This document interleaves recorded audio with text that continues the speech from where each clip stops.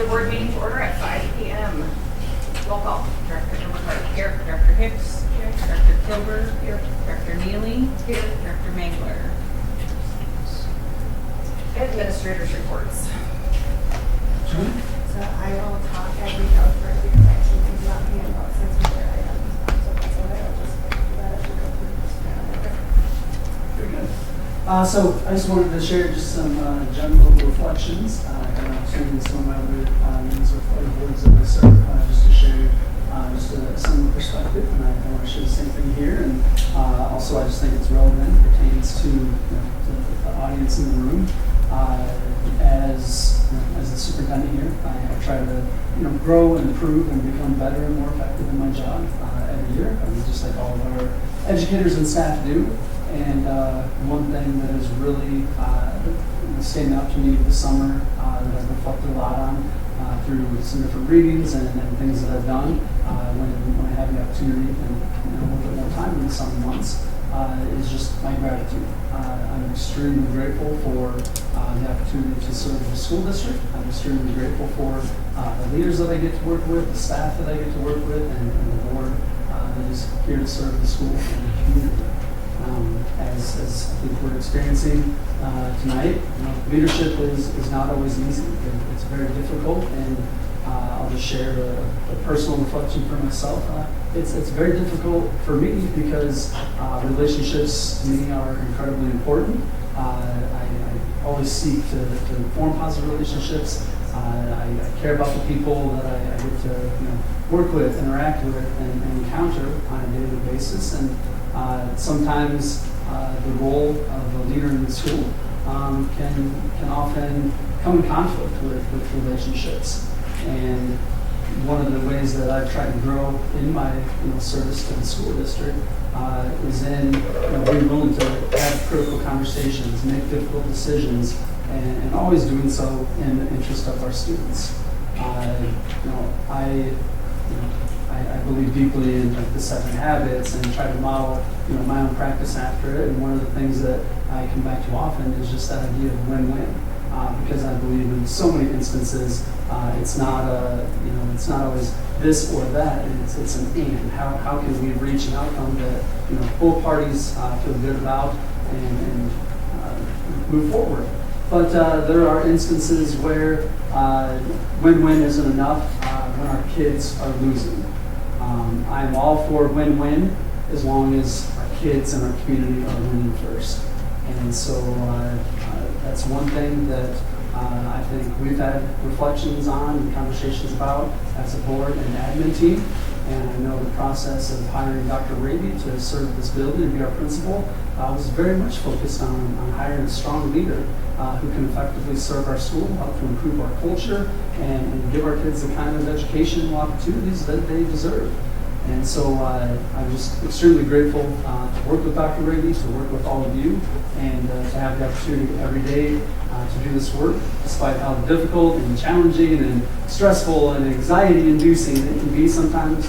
I do recognize it as a privilege, and I am honored and appreciate the opportunity to continue doing this work with folks at this table and all of you, and quite honestly, everyone in the room tonight. So just wanted to share that brief reflection so we can jump into some other business items.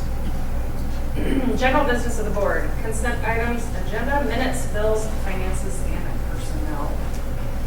Question on our, did we do an energy audit last year with Alliant or the year before? I believe it might have been 2 years ago. A couple years ago. I'm just looking at our costs again and didn't know if that was an option maybe to get them. And Tim was Back in here and- talking. He's actually been emailing with Okay, perfect.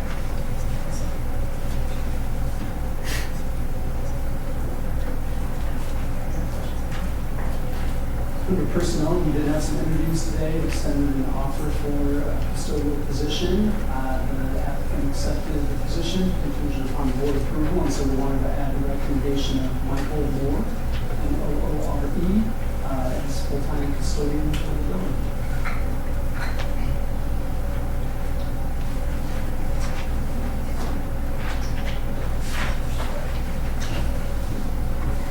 any other questions for me on the consent agenda items? No open enrollments, special ed contract. Yeah, first one, special education contract. That'll do it. Motion? I move we approve the consent items as presented. All in favor? Second. Sorry, all in favor? Aye. Opposed? Motion carried. Approve PTO fundraiser and use of ball fields. All right, so I think Do you want me to Cassie's laugh about here. this? Yeah. Okay, I don't know if you got the list. They did. Okay, Yep. perfect. Just real quickly, August, we're hoping to be able to host a kickball tournament Labor Day weekend.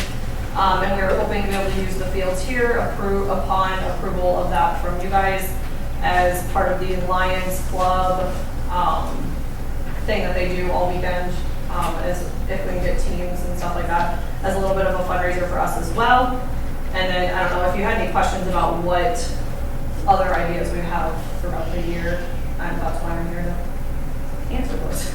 Are you going to be using both the upper and the lower field, and then will you do it up in the grass area that we have in the previous years too, or no? No, I know Kate had said they had used the field with approval from the Eases, but we're not going to do that. We figured it'd be easier just to use our two fields. We have them, so might as well use them. And then Adriana Fear said that if we wanted to use the concession stand as well, we could use that facility as well. So since that's through the ball people or whatever, so yeah, there are just a few other ones throughout the year since we still have $64,000 to raise. So Look at the class filling though, not yeah, 64 empty, right? Where are you at now? 34,500, something like that. Thank you for that work. Thank you. Yeah, our Eagles rock stand on Saturday went really well. So we just have some other little ones throughout the year, and hoping that with your next item that you can we can apply for the CCDA grant and get that as well.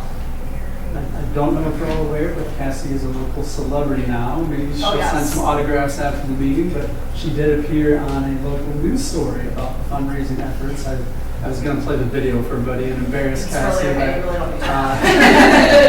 with everything on the agenda, I thought we'd just kind of progress through things, but I will share a link if you haven't seen it. She did share it with us, and it's really cool. She did an outstanding job. Raylan actually stole the show, but she doesn't like the rocks in her shoes. So.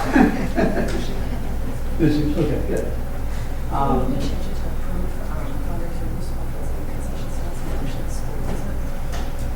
Yeah.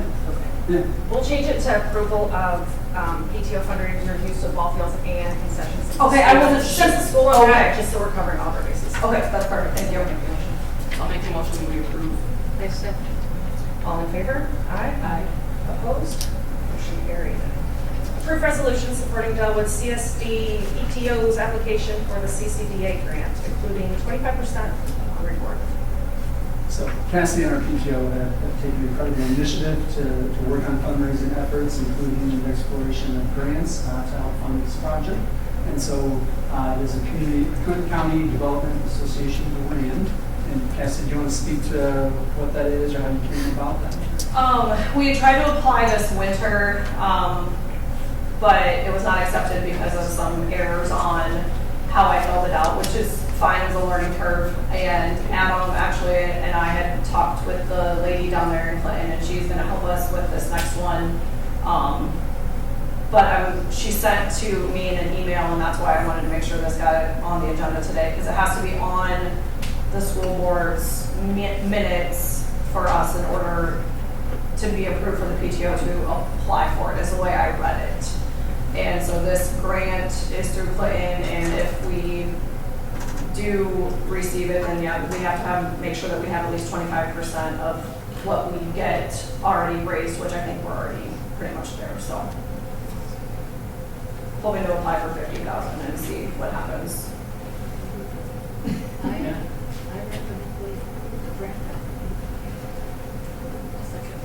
All right.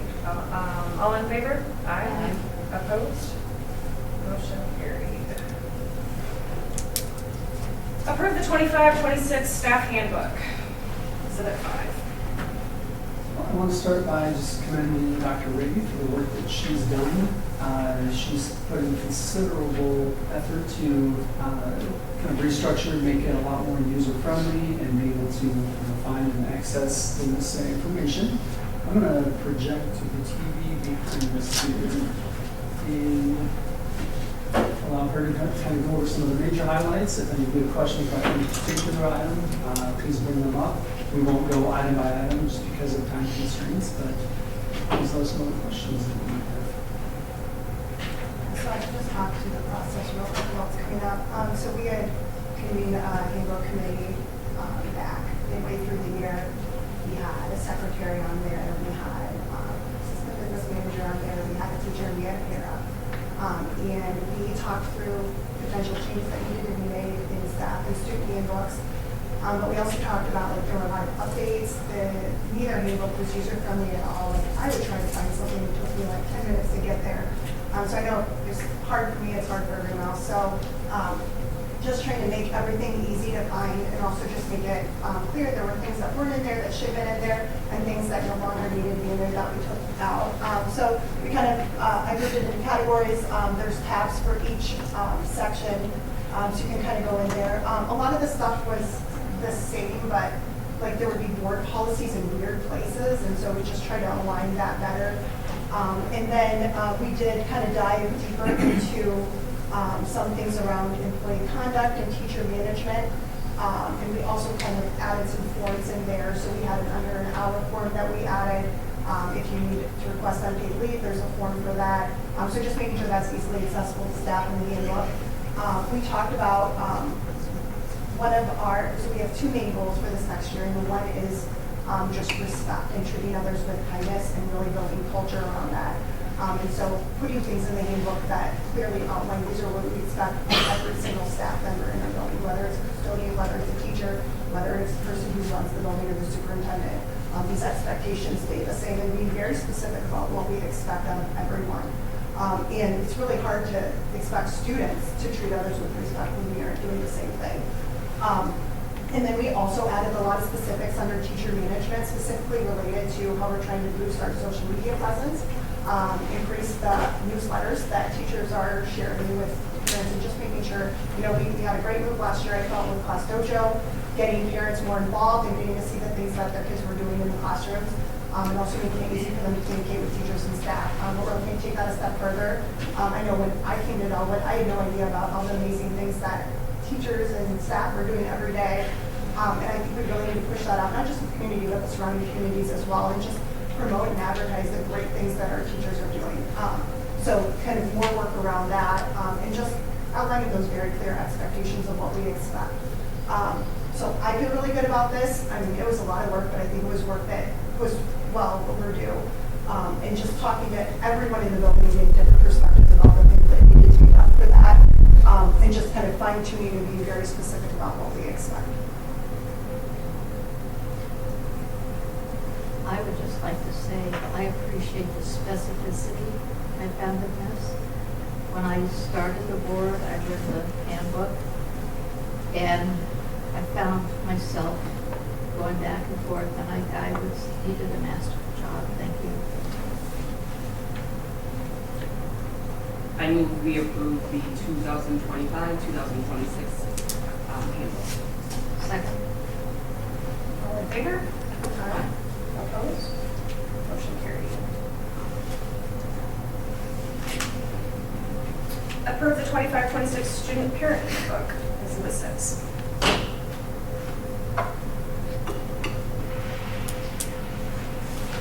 Again, I will project this. Dr. Maybe correct me if I'm wrong, but I think fewer major edits or anything, just some reformatting in our current student. Yeah. So again, looking at the user friendliness of it, especially for parents if they're trying to navigate the handbook and where they can find information. We did update some information that had changed in regards to student fees, tried to make things more accessible in certain areas. So for example, student rights, and I don't remember what the other part of that is, rights and responsibilities. We added subsections under that for behavior, and that was something that we hadn't outlined clearly in our handbook. And so we started this whole process of we're identifying these behaviors by majors versus minors, and if you get 1 major, 3 minors, you serve a detention. So that was new to families, and so I thought it was received really well, but also just, it wasn't always clear, this is the process and this is how we're going about it. So I just went through and explained that all the parents so that they can see that right there. And I also clarified the difference between a bus behavior, which might be weeded out in separation from the school, or sometimes it might be in connection if we found that it was a joint violation. So just making that information more accessible. And then I don't really think there was much else. I worked in tandem with Amber Sherry, our transportation director, to just kind of fine tune our policies, and she connected with Macokota, and kind of checked what the 712 expectations were on there, and so our students that we are full region with Macokota that are riding their buses, that we still hold them to those same expectations. But overall, for the most part, it remained the same. The other thing we did modify was the student dress code policy. We just made it more specific. It was very open-ended before. So again, we had a parent of students in the district that sat in on that committee and kind of provided feedback for us. So I feel really good about how specific it is now, so it's not subject to interpretation. I think those are probably the main things I had. Oh, and then the attendance policy with the new law, just kind of outlining that for parents so they know exactly what it is. I move that we approve the 2025-26 parent student handbook. And I also echo my previous motion. Second. All in favor? Aye. Opposed? Motion carried. Approved purchase of technology equipment.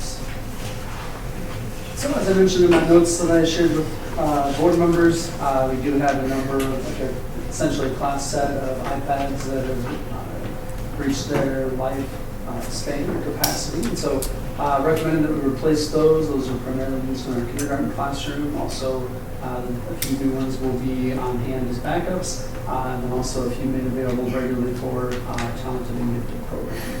What do you do with the remaining iPads that aren't The old ones, working or? depending on the ones that we currently have are just over 5 years old. In the past, we have either offered to sell them to the community, put them up for bid essentially, or we just contact a vendor that recycles technology equipment and sometimes we'll get a small monthly compensation for those devices. Okay. I move we approve that. Is second. All in favor? Aye. Opposed? Motion carried. Approve increase in school credit card limit. Approve homeschool assistance program contract. So the HSAP contract that we had is in place to support families who choose to homeschool. It's not a service that is required. Districts approach it and handle it differently. If you do have this, it's done in conjunction with the AEA. The Area Education Agency provides some oversight and support to families, offers regular check-ins, and then also assistance with the ISAS, which is that state assessment that 3rd through 11th graders are required to take. There is some funding that we receive from the state for students that participate in this, but essentially that funding just kind of flows through and goes to the AEA for some of the services that they provide to families through this contract. So it is something that we've had for as long as I've been here, and I recommend continuing with the homeschool assistance program. I so continue. Second. All in favor? Aye. Opposed? Motion carried. Now we can talk about approving the increase of school credit card limit. So this is primarily to support our administrative staff who do a lot of the ordering and procuring of student materials and things. For example, during the summer here, when we're placing a lot of orders to prepare for the coming school year, our credit cards get extremely tight. And I was told that it's causing some of our secretaries to lose some sleep and to fret and worry about having enough room on the cards to place the orders and things that they need to get here in a timely manner. And so I worked with Denise and with Adam, and with your approval, we will reach out to Clinton National Bank to explore our options in this area. But it does require board action. I make a motion to approve the increase. Second. All in favor? Aye. Opposed? Motion carried. Approve contract with Leader in Me. So super excited about this component, and I would say this is something that was very, I'll call it organically driven, in the sense that when Dr. Raby joined us, we talked early on, had brief conversations about the Leader in Me. I know it's been something that's been bounced around or just discussed pretty informally. Yeah, should be. But we've had conversations in the past before Dr. Raby was with us, and she has questions early on. It's something that she took the initiative to explore and to have conversations with her leadership team and talk with the staff. We had a whole staff meeting this year where one of the representatives from the Leader in Me and Franklin Covey came in and kind of did an overview with our staff, really helping them understand. I think most people that are familiar with it understand it's based on Stephen Covey's 7 habits of highly effective people. But what people don't know, as far as their school system is involved, it's very initially, especially very adult oriented, in the sense that they provide a lot of guidance and professional learning around developing positive mindsets, putting students first, and just developing effective models within our school for the adults to work together effectively to best serve our students. And then through that, realizing a lot of the learning that comes through the 7 habits, and hoping that our staff adopts the same mindsets as far as what the 7 habits are, and modeling them in their work, and doing professional learning around what that looks like as a team if we are collectively modeling these habits. And so we're super excited to be making the recommendation to move forward. It's something, Dr. Raby, if you wouldn't mind speaking for just a moment, because I know that we've gone back and forth on how quickly do we want to move forward in conjunction with other initiatives and things like that. And I just think there's a lot of positive developments that kind of led her and then ultimately me to say, this is the right time, this is the right work, and we are committed to moving this forward. Would you care to elaborate? Yeah, so we convened a committee early October, November, and we looked at, our current PBIS model, which wasn't implemented the way that you would implement an initiative like that, never truly had buy-in that needed to be there for that system to be successful. And so we had multiple opportunities for staff to go in and serve Leader in Me in other schools. We had meetings with one of the district representatives. And so we kind of go back and forth on is this the thing that we start with this coming year or not? And thinking we're going to do a book study, we're going to do a bunch of other things. But then and I just want to shout out to our new leadership team. We have some amazing new teachers in this school, and I am just so excited about the amazing things that they're going to do. And I cannot overstate this. They are leaders in our building. They came to me and they wanted to be on leadership team, even though I'm sure they've got a million other things they could be doing. But then they're the ones that are like, hey, we're ready to do this now. And I'm like, well, I'm not going to be the one to hold you back. Let's do it. And so, that was just super exciting for me. They saw Leadership Day. They said, we need this in our school. I went to the 7 Habits training over the summer over in Des Moines. And I just had so many aha moments as I was sitting through that and thinking, if you have never engaged in that training, personally and professionally, it is a game changer for you, because you really start to examine every single moment of every day and how you live your life, and how incorporating 7 habits into your life can completely change not just yourself, but how you interact with your family and your friends and your job, your coworkers. And so that for me, to not only experience that training myself, but then to see those teachers just be so all in for it. That was really cool. So I just after they said that to me, I talked to Mr. Fee and said, hey, I know we had this plan, but they're ready to go. And I really think that we need to just dive in. And so I just appreciate being supportive of that. But I just, I think it's the right time, it's the right move, and obviously people are ready to support the work. some of the essential learnings associated with that our staff and students will experience early on. One, identifying the leader in them. And one of the things that they try to dispel early on is that, the connotation of the leader that we often have, like, the person up front on the stage or the person on the microphone, they're the leader. And oftentimes people don't connect with that, perception of a leader. And what we'll be doing here in the school is helping all of our staff and our students understand that just being the loudest person in the room or the one up on the stage, that doesn't, define you as a leader. You can lead and contribute to your school and your community and your employer in a variety of different ways by sharing your ideas. And that's another part of the key learnings is finding your voice. Helping our staff and ensuring that our staff, feels that they can contribute, they can share their thoughts, and pass it on to our students through modeling and explicit teaching. And so we're very excited to be going in this direction because we feel like it will absolutely align with the work that needs to be done here. Dr. Raby did mention PBIS, positive behavior interventions and supports. I wouldn't say that that's something that we're just throwing out the window. There are key elements of that kind of framework that are just kind of ingrained in our systems here, and those things that work will remain. The work around the leader in me is really a supplementary or a complementary piece that I think will just help to improve our school as a whole.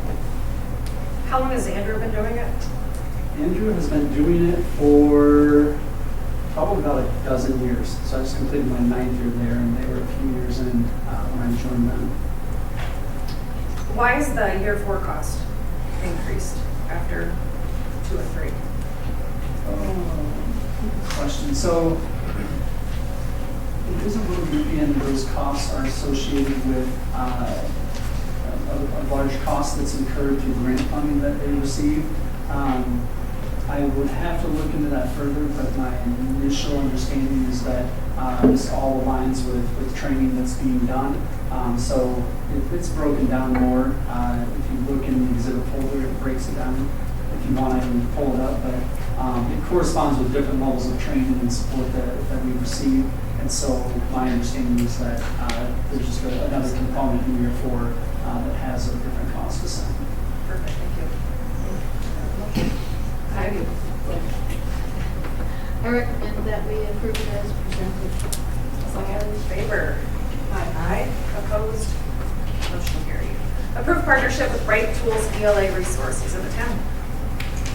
So something that I think will come as no surprise to any of us, or really anyone throughout the state, when it comes to looking at our state assessment. One of the greatest opportunities for improvement is in writing.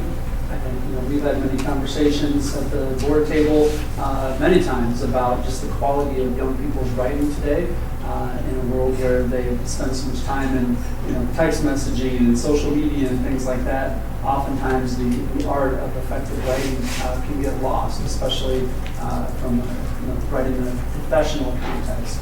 And so one of the things that our Andrew principal came upon was a writing program that he had worked with in the past and spoke very favorably of it and looked into adopting it at Andrew to help meet the needs, the instructional needs for the writing program there. And through those conversations, he engaged Dr. Raby to say, hey, there's an opportunity here for us to expand this, realize some cost savings by going into this partnership together, but also positively impacting Delwood students by providing these tools to our teachers and our students to assist them with the writing process. And so the way that the company structures their cost is they have kind of a set amount, but don't quote me, but I think it is like their lowest package is to support like up to 40 teachers. Well, we could fit Andrew and Delwood, the entire teaching staff, under that limit. And so we were able to essentially access that for Delwood staff and students at half the cost of what we would have on our own, and Andrew benefits in the process. Dr. Raby, is there anything else? I know you engaged in some professional learning with the company. Yeah, well, so I just think feedback from this past year was every teacher told me, like, hey, writing, like, we need support with writing, implementing a new curriculum last year. I think that's one area that we kind of noticed there's gaps. And writing isn't necessarily something, a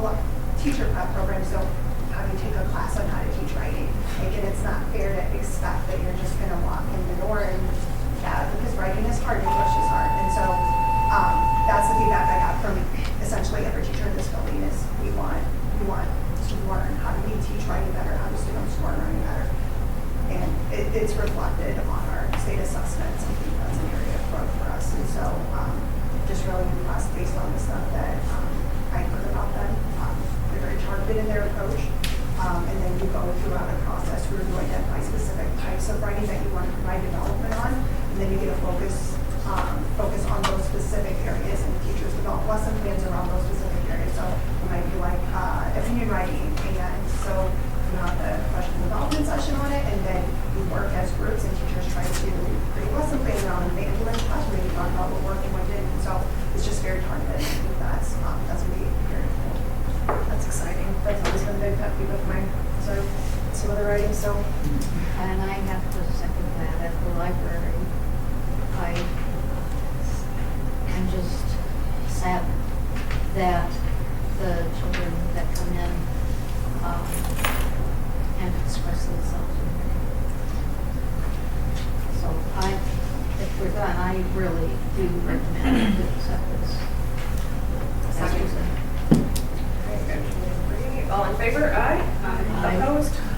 Motion carried. Approve Clinton County SRO Memorandum of Agreement. School Resource Officer. So we work closely with the Clinton County Sheriff's Office to ensure safety protocols are in place and emergency plans are developed, and then also making sure that our staff are prepared to respond in emergency situations. And so we work closely with them on those levels and carrying out drills and things like that. Also, they are a regular presence here in our school, and anytime there's a concern or a need, they're here to be able to respond. So I just wanted to recommend that we continue with that partnership with the Sheriff's Office.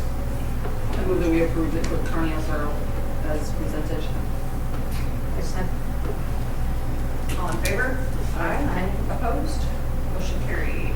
513, approve review of school board policy, the 3s and 400s.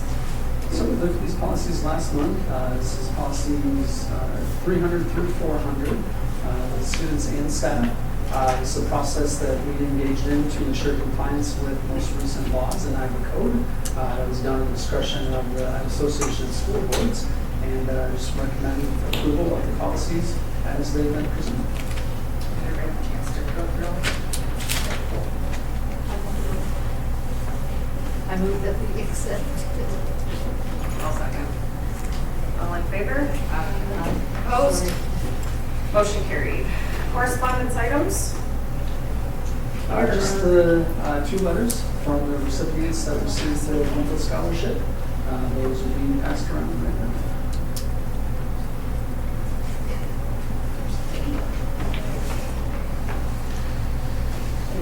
Anything else for you guys? All right. Audience requests or comments on any of the preceding items. Denise, do you have the list of who was signed in this week?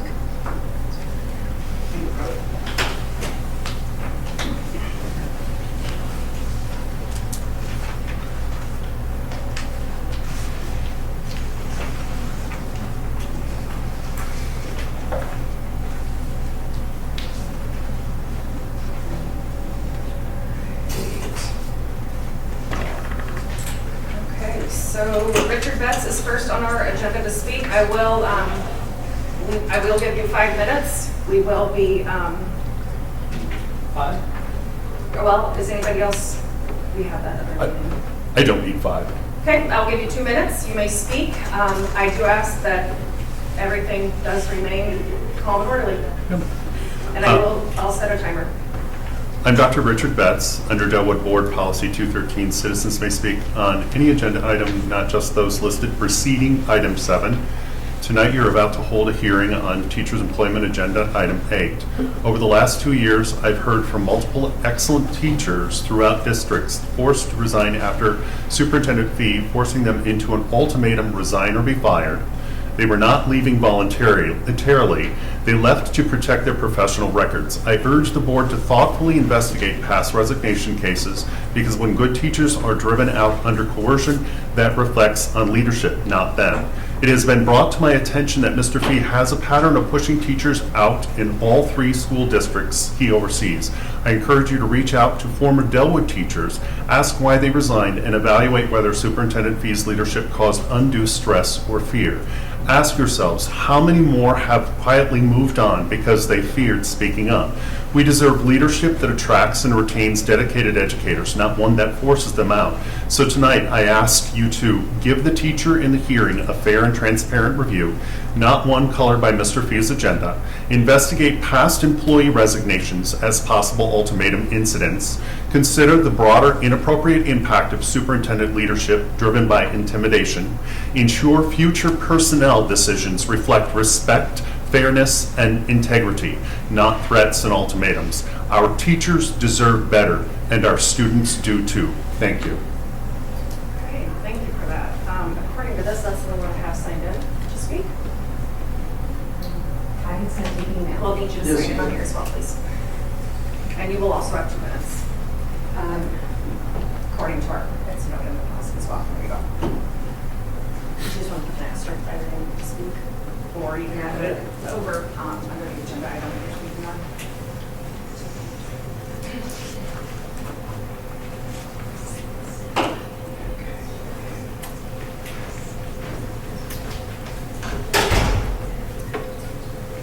Since I only have 2 minutes,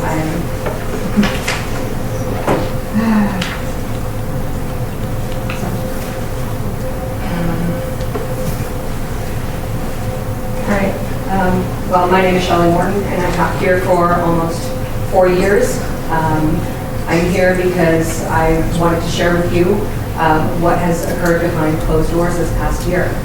Given I only have 2 minutes, I don't think that will be enough time to share that with you. Mr. Betts did mention that there were teachers who were targeted and basically forced to resign given ultimatums. I was one of those teachers. However, I do take accountability for the part that I played in it. There were several things that did occur throughout this last school year. Sorry, I had a whole lot to share with you. But I do want to second what Mr. Betts said. I poured everything into my job this year. I worked harder this year than I ever have before, and the message that was given to me indirectly was that my job comes before my family, before my own physical and mental and emotional health. And it was heartbreaking how I was treated and how I was targeted throughout the year. Again, I take accountability for the part that I played ultimately. But at that point, I was ready to leave. And now I'm looking at a degree going, what am I going to do with this? Because I don't know if I can come back into the classroom again. So I do second that. I urge the board to take a look and talk to the teachers and the staff who have left. Thank you both. With that, we have no one else signed up, so we will now take a recess to enter into a private exempt hearing. So thank you for all those that attended.